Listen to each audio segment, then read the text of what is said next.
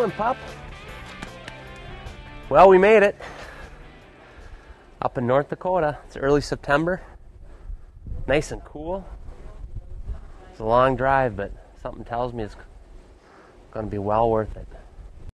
Now, Scotty has a definite reason for hunting this particular ranch, but I'll let him tell you what it is. We've got a little history with this deer. Last year, we were actually hunting this deer, and we couldn't get it done. We couldn't get an arrow into him, but we know he's still alive. He's very distinctive because of these brow tines. And we're not quite sure if he's living here this year or not, but we suspect he might be. This is a deer that we're coming up here to kill. I don't know if he was a 9-pointer last year. I don't know what he'll be this year, but if we see him, we'll know who he is. Oh, there you have it, the finished product. We came in, pushed one of those hay bales back, dropped the double bull ground blind right in there, and covered it up. You can't even hardly tell it's there. Now hopefully the deer cooperate tonight. As you can see, Scotty has positioned his ground blind in these round bales that lay alongside a lush alfalfa field. The landowner has been seeing some good bucks feeding right in this area.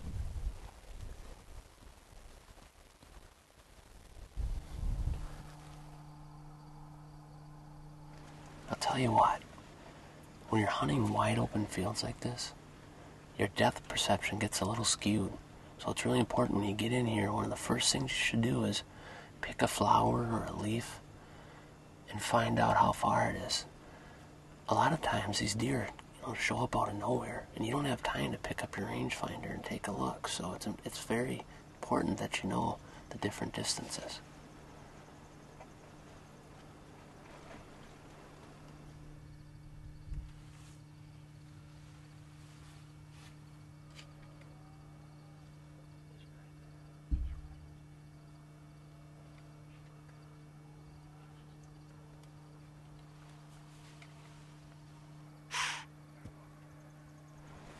Man, we're having a hard time here.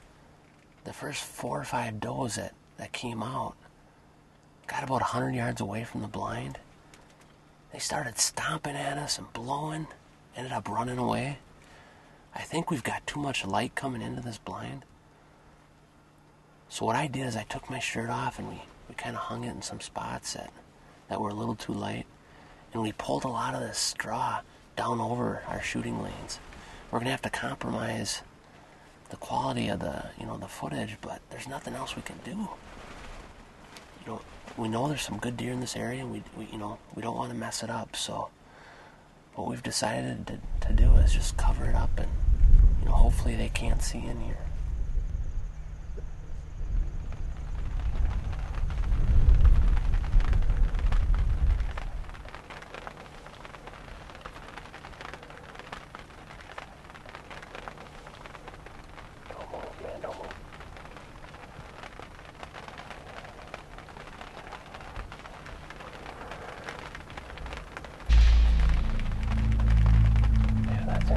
Right there. Come on.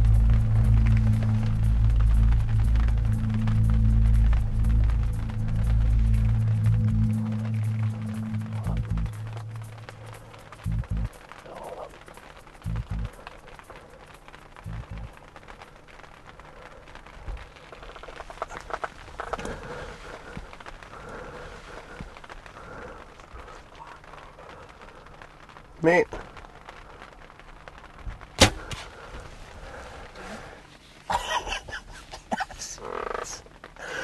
Yes. Oh my goodness. Wow. Big North Dakota buck. Dead right there.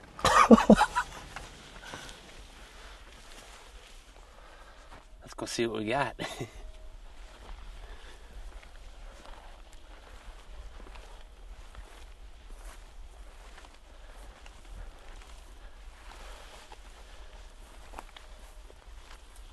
Boy, he didn't go far.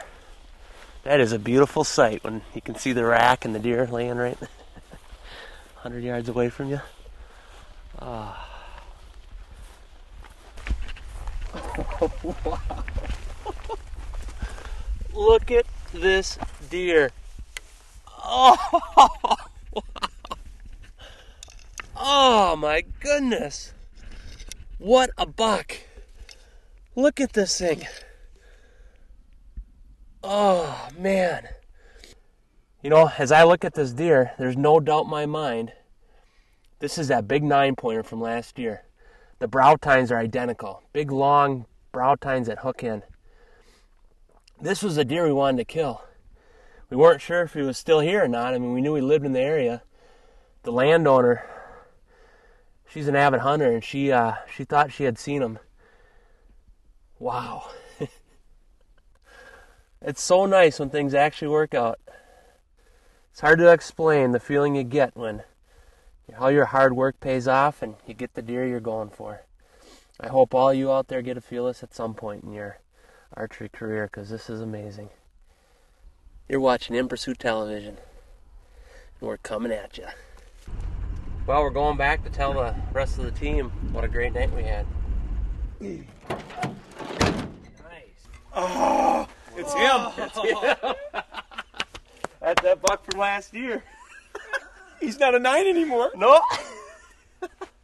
Look at that thing. Look at those brows. Oh my God. You are on a roll, buddy. That's right. It counts now. Now it counts. What do they say? Big buck down. Something like that.